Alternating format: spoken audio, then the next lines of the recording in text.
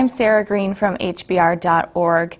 I'm here today with economist Sylvia Ann Hewlett, founding president of the Center for Work-Life Policy, and author with Laura Sherbin and Karen Sumberg of the Harvard Business Review article, How Gen Y and Boomers Will Reshape Your Agenda.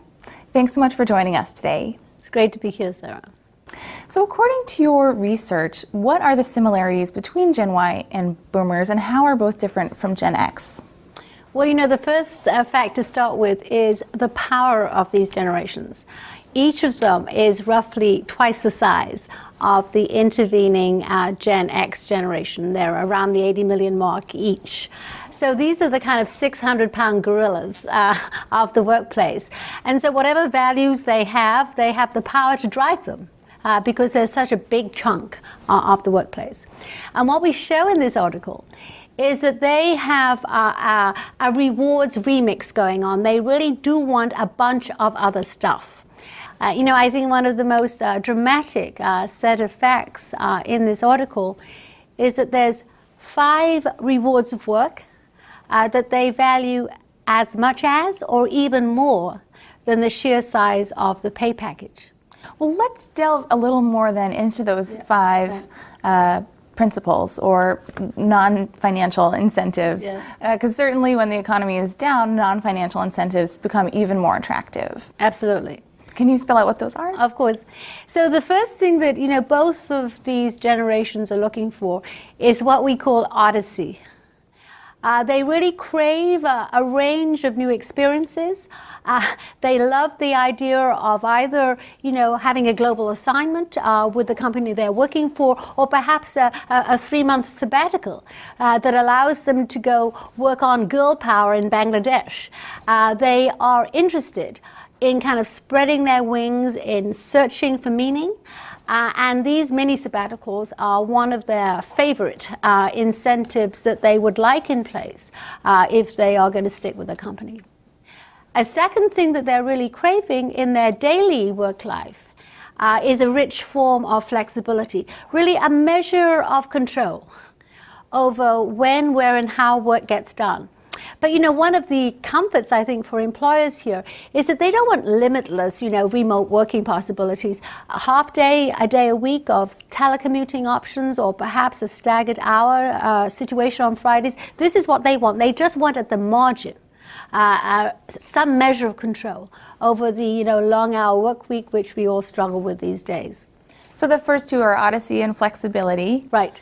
And then the other thing, obviously, which I think is common to many workers, many places, the meaning and purpose and challenge of their work.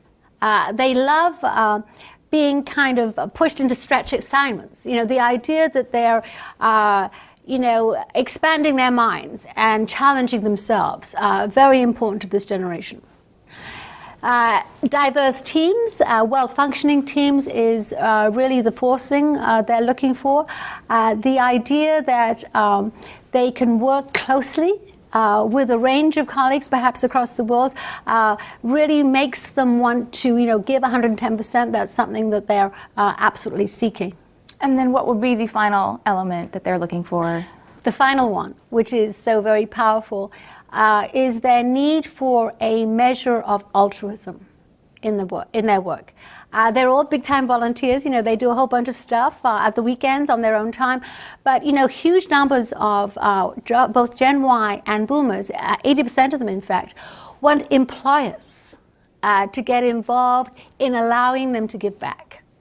And, one of the big examples in the book is Pfizer's new program, which is called Global Access, which gives the opportunity to many employees in the global space to get involved in a program which produces low-cost healthcare solutions for the working poor in places like Bangladesh. In fact, they partnered with the Grameen Bank, in this project. It's turned into a huge recruiting tool for Gen Y. Because they love the idea that this big, giant drug company is giving back to the world and creating solutions for the needs of the, lower tier, if you like. So a program really taps into the altruism of this generation. Now, for Gen X, does this mean that they don't value altruism or that they don't want flexibility? What does this mean for Gen X? Well, obviously, we surveyed Gen X too. And the story around Gen X is that these things are somewhat important to them.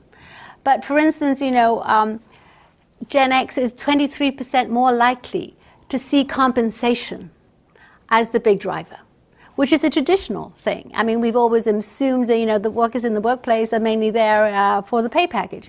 And I think it can be explained a little bit by where they are at in life, because this is a very burdened generation right this second. Maybe their mortgage is underwater. Maybe their stock options are underwater, and they're the generation, with the small kids, the balancing act, the private school tuitions, et cetera, et cetera. So for them, maximizing the size of their pay package is still, predominantly something that they put first. So you see a big difference between Gen X and the other generations in terms of the priorities of what they're looking for in terms of, the compensation package.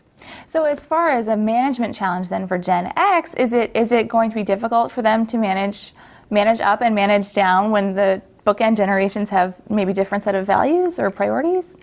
I think in some ways they're in a difficult situation right now because they do see that they've got these, as they put it, slightly flaky generations on either side of them with their odysseys and their need for flex.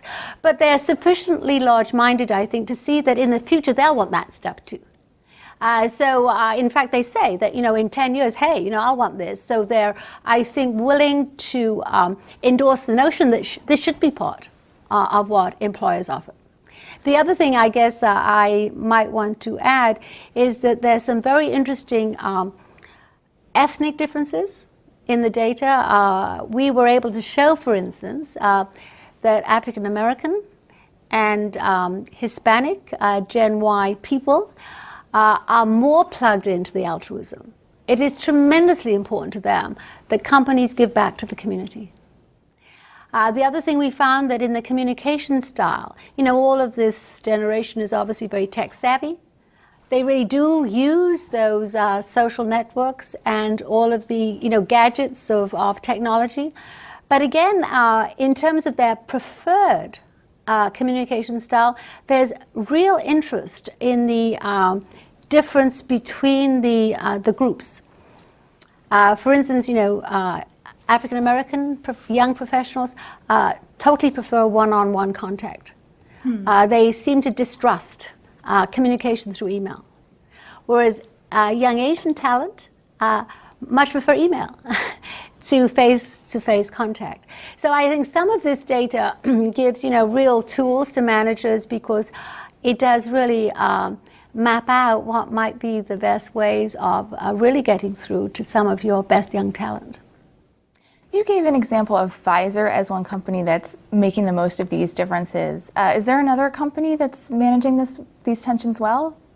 Well, a company which I guess is pretty famous for this, and it really stands up in the research, Google, has done a pretty fabulous job in showing through their workplace design and through the work teams they put together how much they value flexibility, how they value an eco-friendly, healing the planet kind of environment. So they very much tap into the altruism and the need for flexibility and even a little bit of on-site odyssey in terms of how they design, the daily work environment. And I think that's been very effective in producing, a highly engaged workforce. Thanks so much for joining us. It was wonderful to be here. That was Sylvia Ann Hewlett. For more from Sylvia, go to hbr.org.